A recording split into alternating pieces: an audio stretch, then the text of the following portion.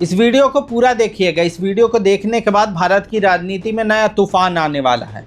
Modi magic, Bhajpa का जो wave है उसकी कड़ी कहां पर जाके जुड़ी हुई है वो भी आपको इस वीडियो में पता चल जाएगी। आखिर क्यों भाजपा कहती है कि सालों साल तक सिर्फ हम ही राज करेंगे, कोई विपक्षी पार्टी अब सत्ता में नहीं आ पाएगी। इसके पीछे के कारण क्या है? आखिर वो कौन सी मशीन है, आखिर वो कौन सी कड़ी है जिसके सहारे मोदी, भाजपा, अमित शाह सब कहते हैं कि अब हम ही यहाँ की सत्ता पर कायम रहेंगे, हमें कोई हरा नहीं सकता।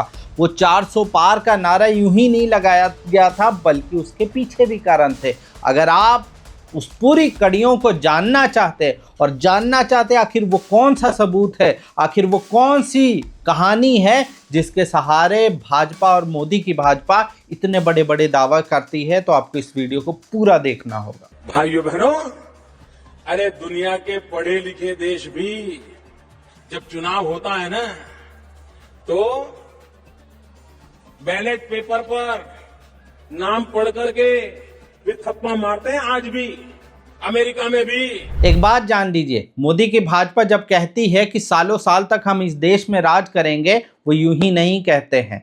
जनता सड़कों पर उतरती है, जनता विद्रोह करती है, विपक्षी पार्टियां कहती है कि हमें आप पर यकीन नहीं है, आपकी मशीन पर यकीन नहीं है, इवन कि चुनाव आयोग पर यकीन नहीं है, तो भी भाजपा एकदम अनसुना कर देती है।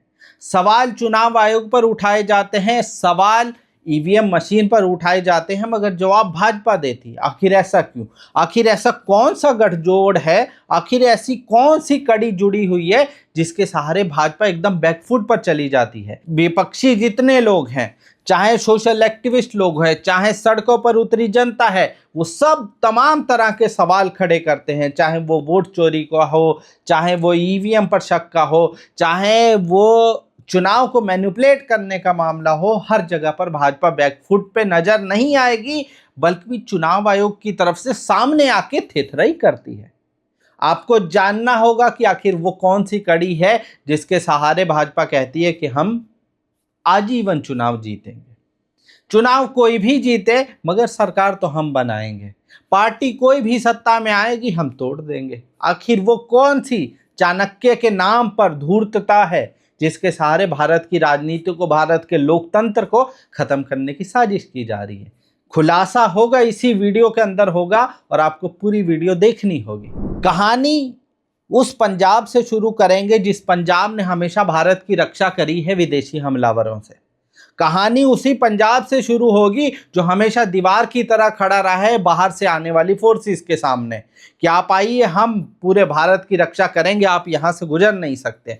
उसी पंजाब में भाजपा की वो कड़ी मिल गई है जिस कड़ी को भाजपा इतने सालों से छुपाना चाहती थी। उसी पंजाब ने फिर भारत को वो रास्ता दिखाया है जिस पंजाब को भाजपा के लोग, आरएसएस के लोग, राइट विंग के लोग, दो रुपल्ली वाले ट्रोल, ये सब खालिस्तानी बोलकर बदनाम करते थे।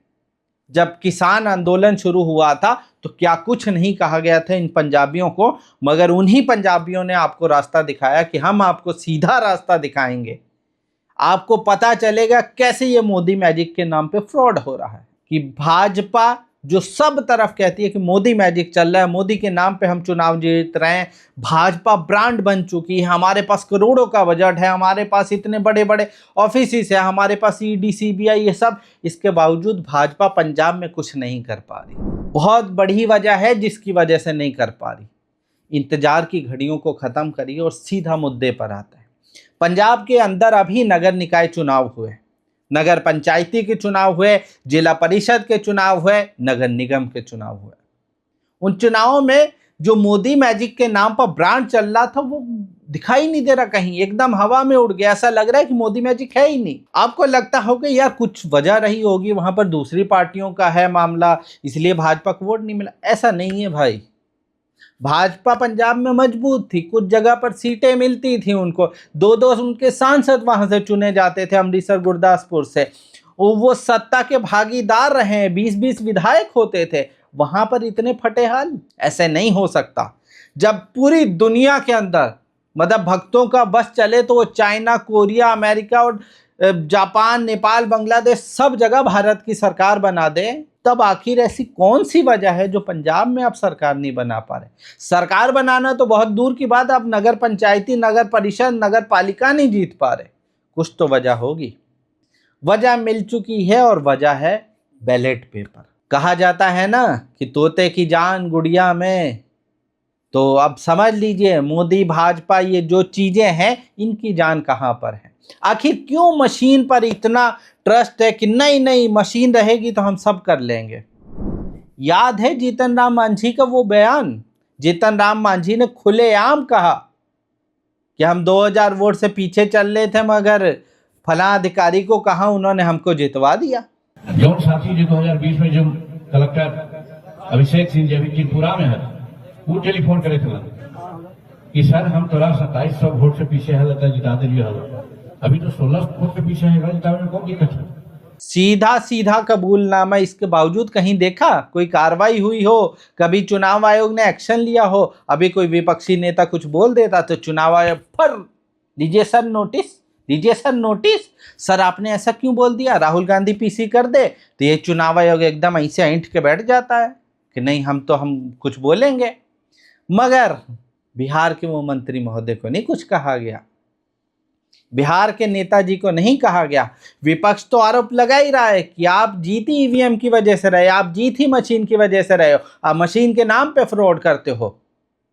संजय राउत तो बहुत कुछ बोल गए हैं कि जब तक ईवीएम रहेगा भाजपा सत्ता में रहेगी। वो यहां तक बोल गए हैं कि इस दुनिया का, इस देश का, इस ब्रह्मांड का सबसे बड़ा फ्रॉड ईवीएम है। अच्छा, एक छोटा सा सवाल, ऐसी कौन सा डर है, ऐसा कौन सा डर है आपके अंदर जो आप दुनिया के सबसे विकसित देश जो हैं अमेरिका, यूरोप, सब जगह बैलेट पेपर से होता है, भारत में बैलेट पेपर से नहीं हो सकता चुनाव? कोई तो वजह होगी जिसकी वजह से आप घबराते हैं। चलो आप पंजाब पे वापस चलते हैं। पंजाब में हुआ क्या इन लोगों के साथ वो जान लीजिए। पंजाब में भगवंत मान का गांव है, चुनाव हुए, 1 वोट मिला है, 1 वोट, सिर्फ 1 वोट मिला है और उस 1 वोट के सहारे मोदी मैजिक, मोदी जी प्रधानमंत्री छोड़ के अब पंजाब के मुख्यमंत्री बनेंगे। शायद हो सकता है कमान।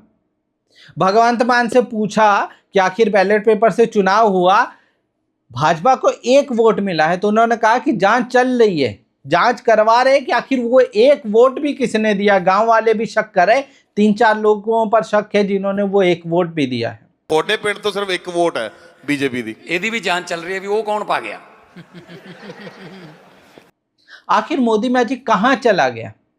ईवीएम होता तो शायद भाजपा वहां की सीट तक जीत चुकी होती, वहां की अध्यक्षीय पद जीत चुकी होती।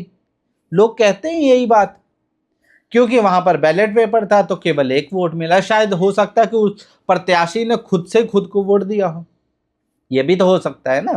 भाजपा मोदी सरकार में बहुत सारा तिलस्म में सबसे बड़ा तिलस्म है मशीन। दुनिया के सब तरह की मशीनें हैक हो सकती है, बस ईवीएम नहीं हैक हो सकती। ये इस देश का, इस दुनिया का सबसे बड़ा झूठ है। जो मशीन है वो हैक हो सकती है, जो मशीन है वो माल फंक्शन कर सकती है। ऐसी कोई मशीन नहीं है जो एकदम आप कहिए कि 100% सिक्योर है। जब डाटा लीक हो सकता है, इतना secure data, multi layer security वाला डाटा, तो फिर ईवीएम क्या चीज़ है। सीसीटीवी का राहुल गांधी ने कहा कि हमें सीसीटीवी का एक्सेस दीजिए, हमें दीजिए कि हमें पता चले कि आखिर क्या करा है आप लोगों ने, तो आप वहां पर भी खामोश हो जाते हैं। विपक्ष बाकायदा सुप्रीम कोर्ट के वकील और तमाम दुनिया के लोग कह रहे हैं कि आप बैलेट पेपर से चुनाव करवाइए, मगर आप खामोश हैं। उत्तर प्रदेश के पूर्व मुख्यमंत्री और सपा के अध्यक्ष अखिलेश यादव ने तो भरी संसद के अंदर सबके सामने कहा था कि इसके बावजूद कि मैं इस बार 80 में से 37 सीटें जीत कर आया हूं, तब भी बोलता हूं कि मैं 80 में से 80 सीटें भी जीत जाऊंगा तो भी मुझे इस ईवीएम पर भरोसा नहीं रहेगा। आपको बैलेट पेपर से चुनाव करवाना होगा। ईवीएम पे मुझे कल भी भरोसा नहीं था, आज भी नहीं भरोसा। मैं 80 के 80 सीट जीत जाऊं तब भी नहीं भरोसा। और मैंने अपने चुनाव में कहा था अध्यक्ष महोदय, अखिलेश यादव ने ये बात यूं ही नहीं बोली थी। उन्हें मालूम था कि भाजपा की पूरी जान ईवीएम के अंदर बसी हुई है और बैलेट पेपर से चुनाव होते आपके सामने नतीजा। हरियाणा का चुनाव हुआ, जब तक पोस्टल बैलेट खुले कांग्रेस एक तरफा जीत रही थी। जैसे ही बैलेट पेपर की जगह हट के ईवीएम आया, उसके बाद चमत्कार हो गया, मोदी मैजिक हो गया, भाजपा की लहर होगी। जिस महाराष्ट्र मध्य प्रदेश में चुनाव से पहले कहा जाता था कि विपक्ष की सरकार बनेगी, वहां पर भी बैलेट पेपर में विपक्ष जीतता है, मगर जैसे ही ईवीएम पर कहानी आती है तब मोदी मैजिक आ जाता है, भाजपा सरकार आ जाती है। ये कहानी यूं ही नहीं है, पंजाब इसका सबूत है। और सबूत इस बात का है कि जिस चुनाव आयोग को निष्पक्ष संस्था कहा जाता है, जिस चुनाव आयोग ज्ञानेश कुमार गुप्ता को कहा जाता है कि वो इंडिपेंडेंट बॉडी है, कोई इंडिपेंडेंट बॉडी ने सरकार के दबाव में काम करते हैं। एसआईआर पर वो आरटीआई का खुलासा आपको मालूम होगा कि जिसमें चुनाव आयोग ने खुद कबूल किया कि ये हमारी तरफ से नहीं था, ये हमारा फैसला ही नहीं था। जब इंडिपेंडेंट बॉडी जो संवैधानिक बॉडियां हैं वही स्वतंत्र नहीं रहेंगी, उन पर भाजपा का और सत्ताधारी पार्टी का पूरा प्रेशर होगा, तो कैसे निष्पक्ष चुनाव कहना तो बेईमानी हो जाएगी।